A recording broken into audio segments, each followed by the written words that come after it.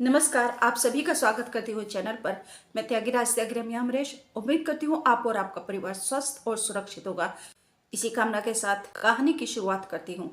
गुलशन बजरंगी हरियाणा के फरीदाबाद में जवाहर कॉलोनी में मोबाइल रिपेयर की दुकान चलाता है।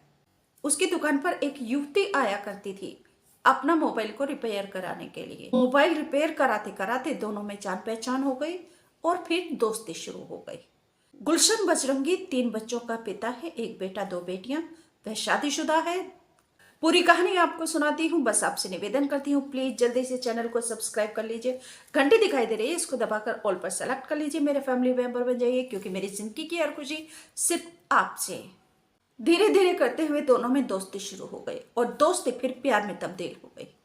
गुलशन बजरंगी की पत्नी अपने बच्चों के साथ उसके गांव सारण में ही रहती है, जबकि गुलशन फरीदाबाद में जवाहर कॉलोनी में ही रहता है और वहीं पर वह अपनी मोबाइल रिपेयर की दुकान चलाता है।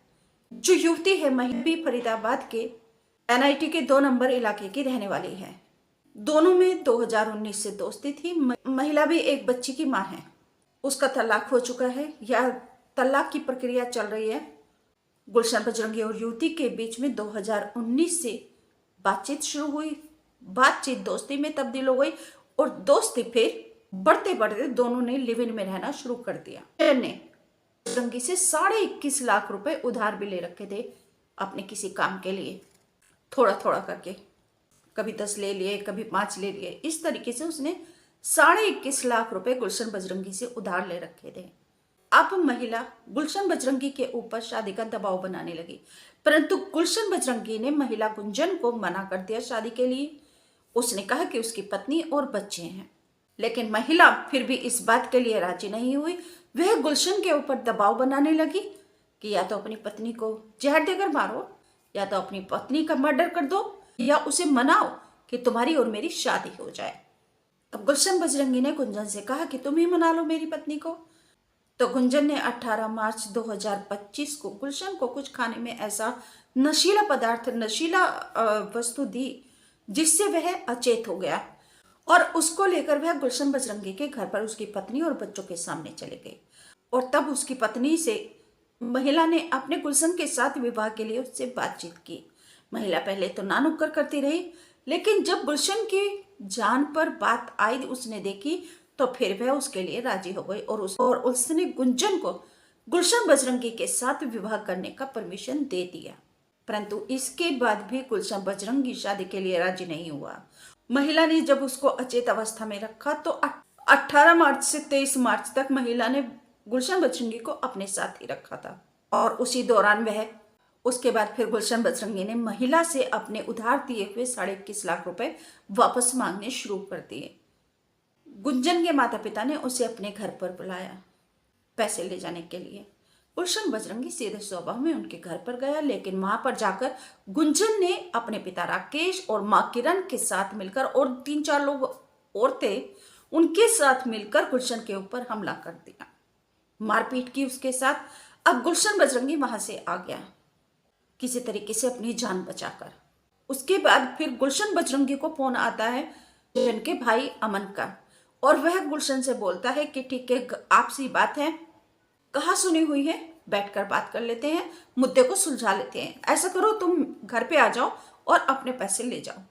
अब गुलशन बजरंगी फिर से उनके भाई की बातों में आकर उसके घर पर चला गया, परंतु जैसे ही वह उनकी गली में गया तो वहां शिवाला के पास में ही गुंजन का भाई अमन, मन्नू, हनी, कमल, राकेश, मां किरण, ये सब घात लगाकर बैठे थे और 3-4 लोग और थे।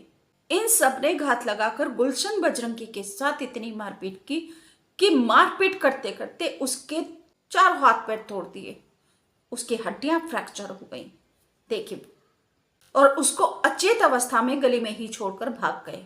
जब गली मोहल्ले के लोगों ने उसको देखा वहां पड़े हुए तो पुलिस को इन्फॉर्म किया, पुलिस को खबर दी गई और पुलिस ने आकर फिर उसको बादशाह खान हॉस्पिटल में एडमिट कराया।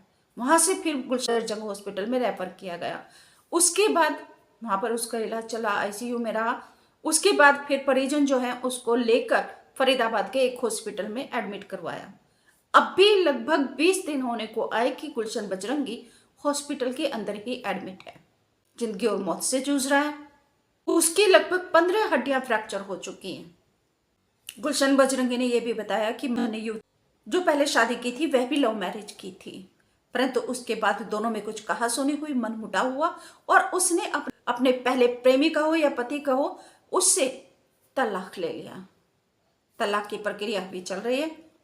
लगभग दोनों 9 साल से दोनों लिव इन में रहते थे, परंतु गुलशन बजरंगी अपनी पत्नी को तलाक देकर वह गुंजन के साथ शादी नहीं करना चाहता था, जबकि महिला उसको जबरदस्ती विवाह के लिए मजबूर कर रही थी।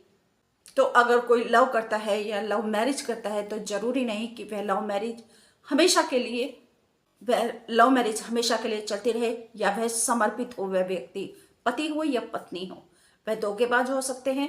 और कभी भी उनके लिए रिश्ते एक खेल की तरह हैं, जैसे कपड़े बदलते हैं ना, आज ये ड्रेस कल वो ड्रेस, तो कुछ लोगों के लिए रिश्ते पसंदीदा हैं, आज इसको कल उसको। तो रिश्तों का गिरता महत्व समाज के लिए बहुत घातक सिद्ध होने वाला है, और बहुत घातक है ये हमारे समाज के लिए, हमारे देश और समाज के लिए, हमारे जीवन के लिए, हमारी परंपराओं के लिए।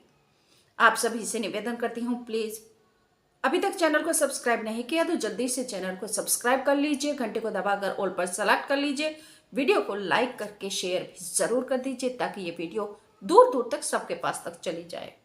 क्योंकि जिस लव मैरिज को, जिस लिव इन को बढ़ावा मिल रहा है इस समाज में, वह स्थायी नहीं है, वह अस्थायी है, और वह सिर्फ अपने हितों को पूरा करने के लिए लोग इस रास्ते पर चल रहे हैं, अपने लालच के वशीभूत होकर अपनी इच्छाओं को, आकांक्षाओं को पूरी करने के हेतु वह लव मैरिज और लिव इन रास्ते पर चल रहे हैं, जबकि यह रिश्ता नहीं होता। और मैं उन बच्चियों को भी बता देना चाहती हूँ कि जो अपनी मर्जी से आज इस जावेद के साथ भाग गए, आज रमजान के साथ चले गए, कोई अब्दुल्ला के साथ जा रहा है, कोई शहजाद के साथ जा रहा है, कोई नासिर के साथ जा रहा है, तो ये सब छोड़ दीजिए। और फिर सुरक्षा मांगते हैं तो सुप्रीम कोर्ट ने क्लियर किया है कि अगर आप अपनी मर्जी से शादी करते हैं, माता पिता की मर्जी के खिलाफ जाकर शादी करते हैं, तो आपको कोई भी सुरक्षा प्रदान नहीं की जाएगी।